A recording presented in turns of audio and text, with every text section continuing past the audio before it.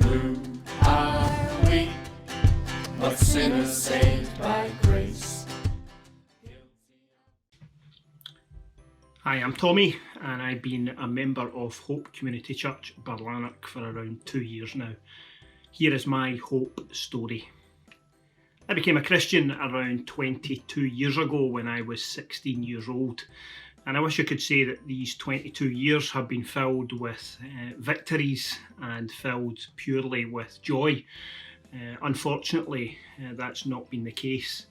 Because for a lot of those 22 years, I have spent them pretending that I've got life sussed, pretending that because I'm a Christian, then things are okay when they've been anything but. It's not until fairly recently that I've been willing to acknowledge that I've got an addiction. And it's not an addiction that we would tend to think of. It's not a drug addiction. It's not addiction to alcohol. But instead, it's an addiction to the approval of others. I spend a good part of my life looking for the approval of others, looking for people to like me.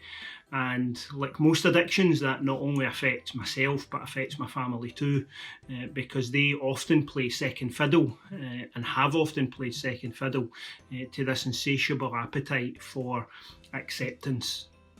My hope comes from knowing that Jesus has paid for my sin. It was him who revealed this as sin in my life. And I know that he has paid for it on the cross and offers me forgiveness. I know that he gives me power over it every single day. I know that he was raised from the dead, giving me that power over sin.